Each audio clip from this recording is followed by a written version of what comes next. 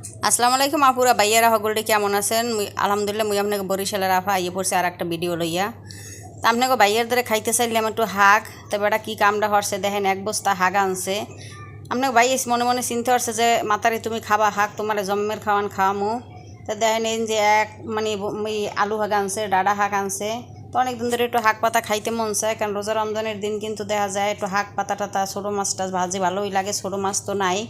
তাহলে কি যে হাগাই নিয়ে দেখা যায় মোরে খাওয়াইবে জম্মের খাওয়ান। আর আপনাকে ভাইয়ের দ্বারা কোনো কিছু খাইতে চাইলেও শান্তি নেই, মানে কারণ এক বস্তা হরি আনবে। মানুষ আছে যে অল্প অল্প হরি আনি হ্যাঁ না। তো মুই হাগটাই যে বাস মহিলে গই যে মনে ফুলোর মধ্যে ডাইলে থুয়ে দিছি।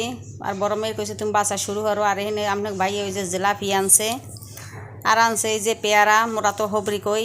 এপাশে মুই কিন্তু এই যে বুট বাজারটা বয় দিছি, কইটা আস্তে আস্তে হইতে থাক। আর অনেক যে কী আনছে সেটা আপনাগুলো পুরোটা শেয়ার করমু। আর এখানে বাইগুন কাটতে থুইছি সব বাজার লইয়া। আর এদিকে মুই কিন্তু এই যে ইফতারিটা বানানোও শুরু করে দিছি। আর এদিকে যদি কোনো কিছু আনতে দেন হ্যাঁ তো ভালো, কোনো কিছু বাচ্চা আনবে না, খালি খারাই ওই যে দোকানদারে কইবে এইটা দেন ওইটা দেন, হেরা যা দেবে হেয়ে লইবে। এই যে কী দামের দেখা যায় জিনিস, অল্প টাকার মধ্যে জিনিস আনলে হ্যাঁ তো দেখা যায় এরকমই হয়।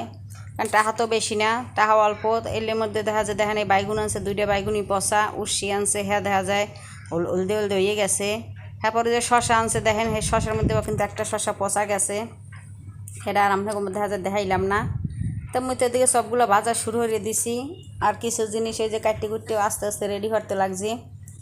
আর আজকে টমেটোগুলো দেখেন একবারে হাতের মধ্যে একবারে মানে এক মুঠ বড় বড় টমেটো।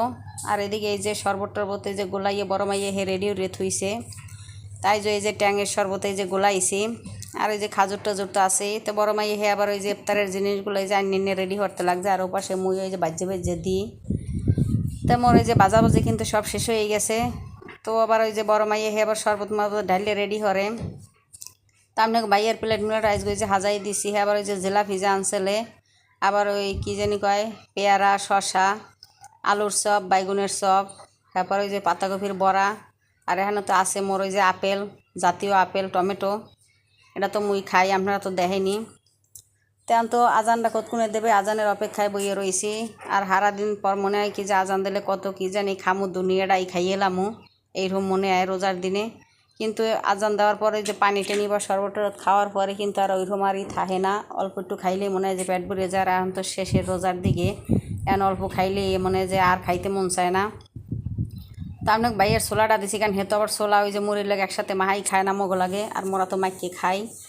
আর কতক্ষণ পরপর খালি ঘরে দেখি যে আজানটা কতক্ষণে দেবে, ধৈর্য আর কুলায় না মনে হয় যে এরকম ইফতারি সামনে লইয়া। তা আজানটা তো দিয়া লাইছে, আর মুই বিসমিল্লা করে খেজুরটা মুহে দিলাম। আর এদিকে মাইয়েরা হেরাও দেখা যায় ইফতারি ডে করছে। তো সবাই কিন্তু একসাথে বইয়ে কিন্তু ইফতারি করলে ভালোই লাগে, এইটি হয়েছে শান্তি।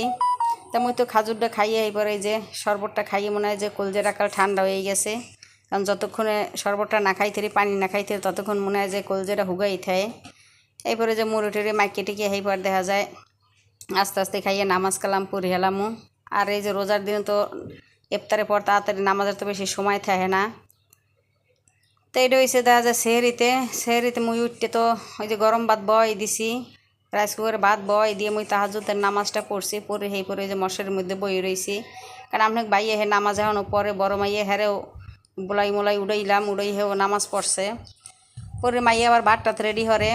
আর এদিকে মোর ভাতটা হয়েই গেছে।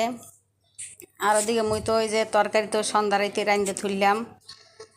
তো ছোটো মাইয়ে হে আবার যে পানি পুনি আইনি হরতে লাগছে, হ্যারে আইস বোলানের আগেই হে উঠছে সেহরিতে খাইবে বলে।